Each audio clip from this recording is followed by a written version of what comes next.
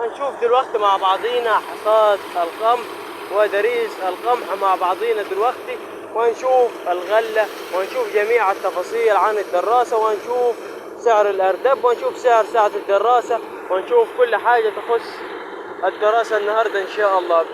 الشكل اللي حضراتكم شايفين ده، وهنشوف الفدان بتاعنا ده جاب معانا قد إيه اللي أنا شغال بيه تسميد، وهنشوف التب، وهنشوف كل حاجة مع بعضنا دلوقتي. بس خليكم معايا وكمل الفيديو للآخر، ومعلش على صوت الدراس.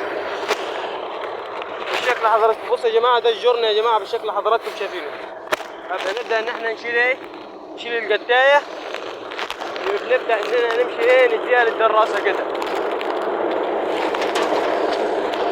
ده الراجل ده صاحبنا يا جماعة، هو اللي بيشيله وبيحط جوا الدراسة كده.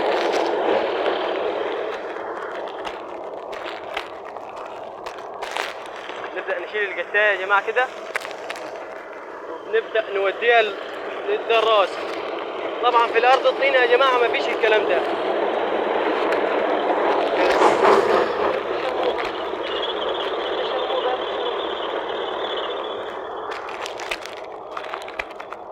زي ما انتم شايفين من بدري يا جماعة، الدراسة خدت قتاية كاملة فعملت صوت رهيب يا جماعة، وممكن ده خلي بالك يعور صاحب الدراسة فوق، أو ممكن يوقع على السير يعور اللي واقف على الغلة. يعني حاسبوا يا جماعة وانتم بتشتغلوا في الدريس ده بالذات يا جماعة.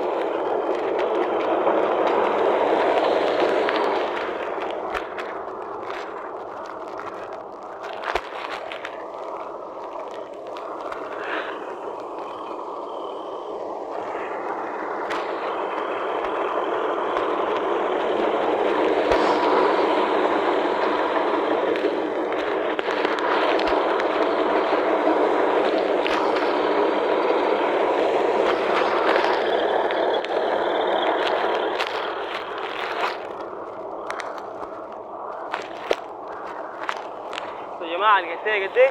طبعا في الارض الطينة ما بيعملوش كده يا جماعة، بيلموا القت من على الارض ويبدأ ايه يشيلوا على الدراسة على طول، انما احنا بنجرنا.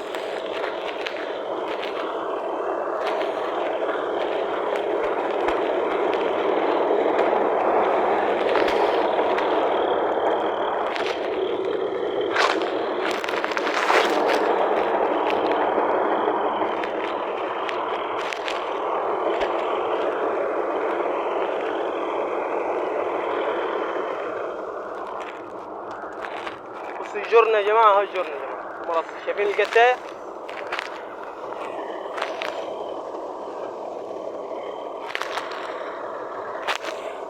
نبدأ نحن كده نشيل القتاية.